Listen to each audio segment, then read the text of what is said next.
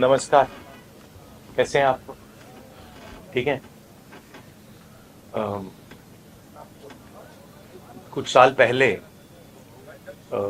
नरेंद्र मोदी जी ने ये हिंदुस्तान का जो पॉलिटिकल फाइनेंस का सिस्टम है उसको साफ करने की बात की थी, और इलेक्टोरल बॉन्ड्स का जो कॉन्सेप्ट है वो नरेंद्र मोदी जी ने डेवलप किया और उसको इम्प्लीमेंट किया। और कुछ ही दिन पहले इलेक्टोरल बॉन्ड की सच्चाई देश को दिखी। बेसिकली जो नरेंद्र मोदी जी ने इलेक्टोरल बॉन्ड का कॉन्सेप्ट रखा है वो दुनिया का सबसे बड़ा एक्सटॉर्शन रैकेट है। मैं फिर से कह देता हूं, दुनिया का सबसे बड़ा नेशनल लेवल का एक्सटॉर्शन रैकेट है। कंपनियों से हफ्ता लेने का तरीका है, कंपनियों से कॉन्ट्रैक्ट्स का शेयर लेने का तरीका है, और शायद सबसे बड़ा, दुनिया में सबसे बड़ा भ्रष्टाचार का स्कैम है। इसके सब आंकड़े आपके सामने हैं। पूरी कंपनी की लिस्ट अभी आई नहीं है। इसमें शेल कंपनीज हैं, इसमें सीबीआई ईडी से प्रेशर डाल के पैसा लिया जा रहा है, डेट्स हैं, कंपनी पर केस लगता है, उसी के थोड़े दिन बाद बीजेपी को पैसा मिलता है, हजारों करोड़ रुपए का कॉन्ट्रैक्ट मिलता है, कॉन्ट्रैक्ट का एक कट बीजेपी को डायरेक्ट मिलता है।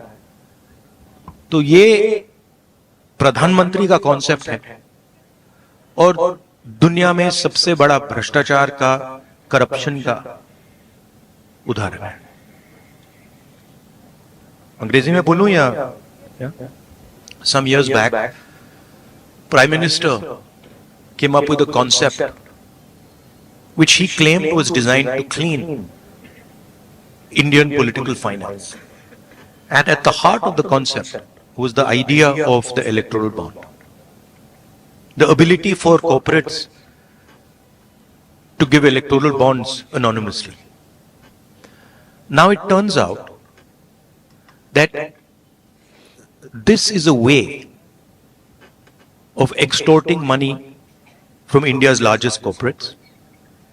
It is a way of stealing money from the biggest contracts in the country. It is a way of intimidating corporates and making them, forcing them to give money to the BJP.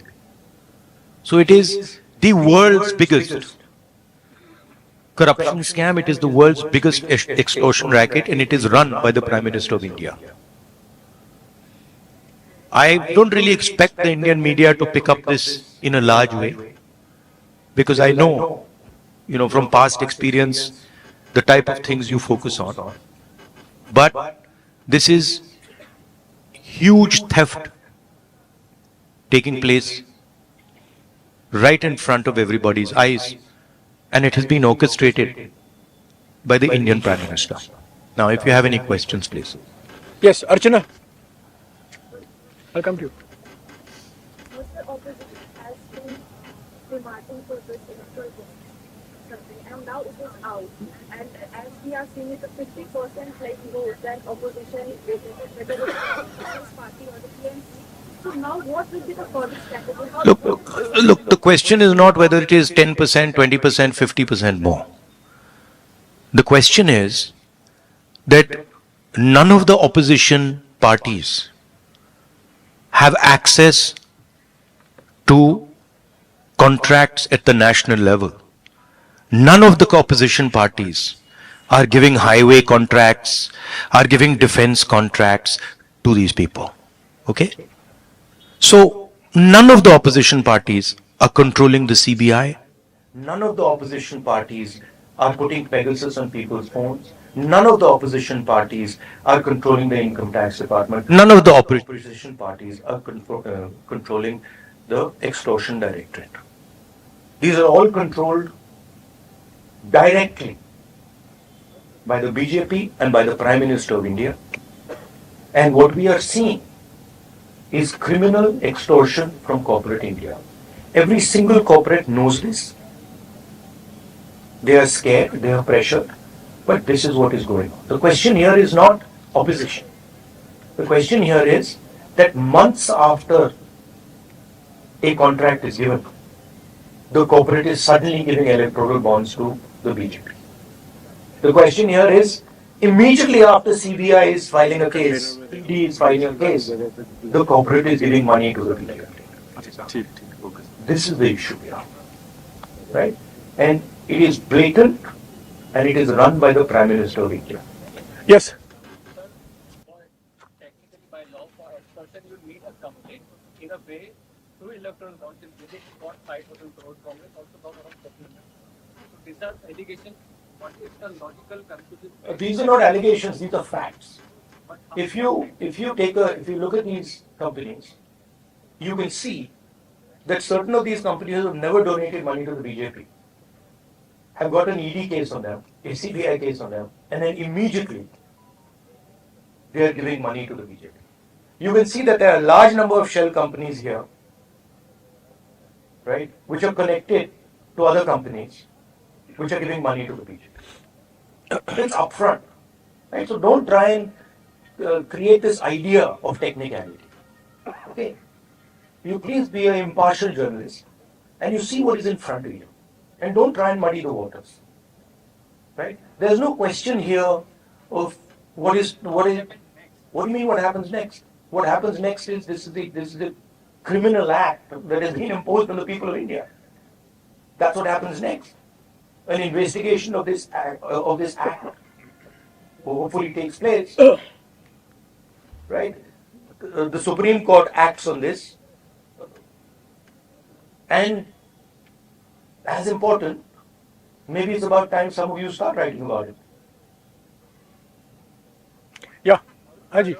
जो top 5 donors हैं उसमें से 3 donor वो हैं जिनके यहाँ पर IT या सीबीआई आती है, उसके बाद वो डोनेट करते हैं. अब कल चुनाव आयोग की ओर से डेट भी डिक्लेयर किया जाएगा चुनावों का, तो ये कितना अहम मुद्दा रहने वाला है 2024 चुनावों के लिए आप लोग? नहीं, ये देखिए, ये बहुत अहम मुद्दा तो है, मगर इस स्केल का भ्रष्टाचार, इस लेवल का भ्रष्टाचार कि आप देश की पूरे के पूरे इंफ्रास्ट्रक्चर को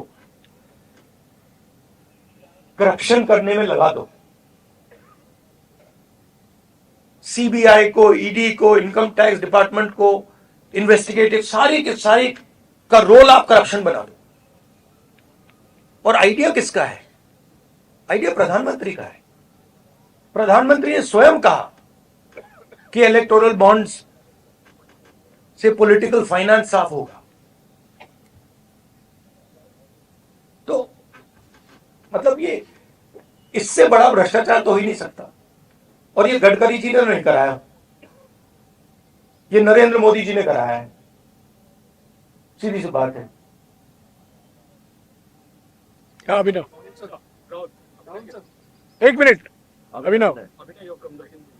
So you're saying these companies are corrupt, right? These companies are funding, but most of these companies, they are operating from the state or two states where your government is, Telangana or in Karnataka, and they are getting mega, for example, MEIL, Mega Engineering Infrastructure and Infrastructure Private Limited, and they got projects in your government in the states. Like No. Karnataka. No, you're wrong. That's wrong. Our government in Telangana has come a few months ago. In Karnataka. Right? No, actually you're wrong. That's not what's happened.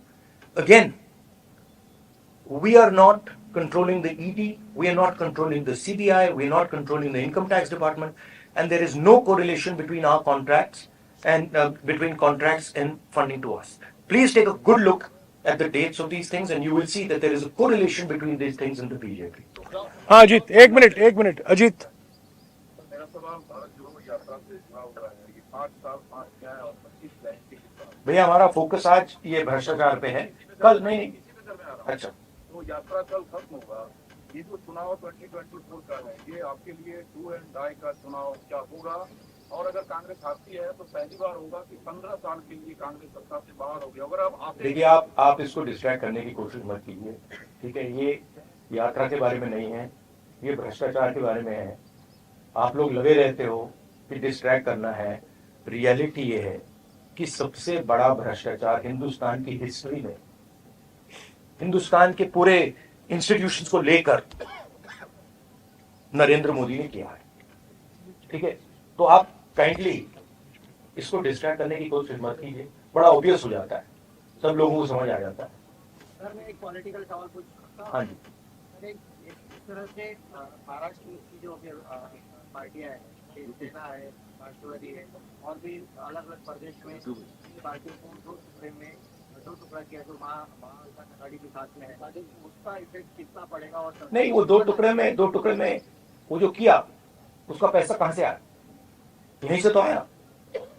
जो ये हिंदुस्तान में state government after state government गिरा रहे हैं, पैसा कहां से आ रहा है? इधर से तो आ रहा है। और ये अभी तो छोटा सा भाग दिखाया है। तो इन्होंने पूरे के पूरे सिस्टम को एक्सटॉर्शन का सिस्टम बना दिया है। पॉलिटिकल पूरे स्ट्रक्चर को इन्होंने कैप्चर कर दिया है। सीबीआई इन्वेस्टिगेशन नहीं करती है, ईडी इन्वेस्टिगेशन नहीं करती है, एक्सटॉर्शन करती है। किसके लिए? बीजेपी के लिए।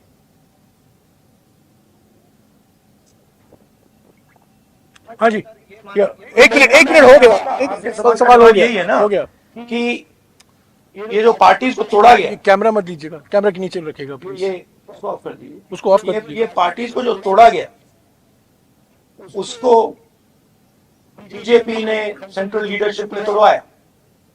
तो ऑब्वियस है, वो तो मतलब अमित शाह वही काम करते रहते हैं। उन्होंने उनको पैसा दिया, ये भी सब जानते हैं, पूरा महाराष्ट्र जानता है पैसा कहां से आया। मैं आपको बता रहा हूं पैसा कहां से आया। बट सबसे बड़े कॉन्ट्रैक्ट्स हैं, उसका हिस्सा लेकर बीजेपी ने सरकार को गिराया। तो नीति यही है। हाँ जी, राहुल जी, आप एक्सटॉर्शन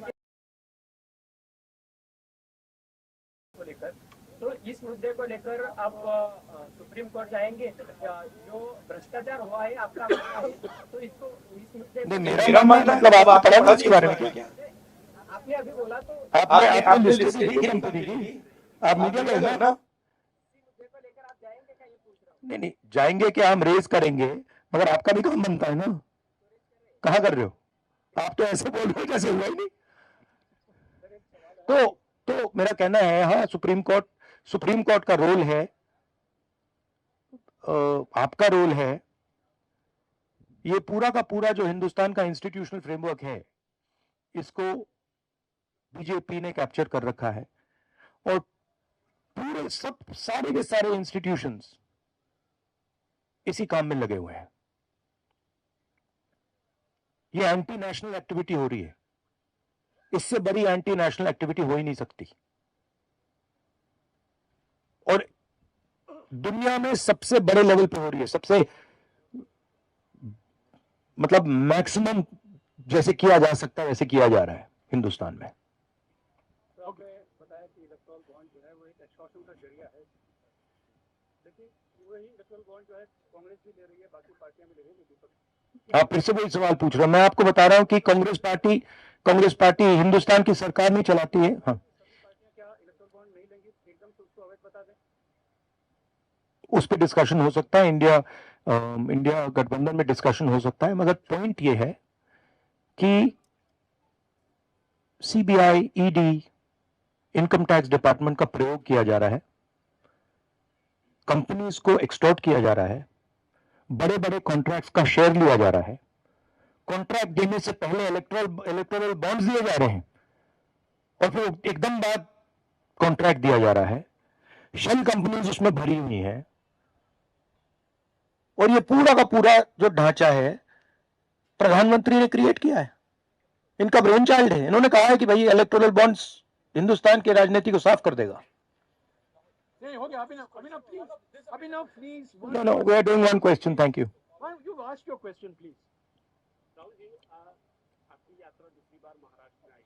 पहली बार जब आए थे तो कांग्रेस पार्टी की पॉलिसी कुछ अलग थी, लेकिन अब जब आए हैं तो पूर्व सीएम से लेकर एक पूर्व सांसद तक पार्टी का साथ छोड़कर बीजेपी में चले गए, शिवसेना में चले गए।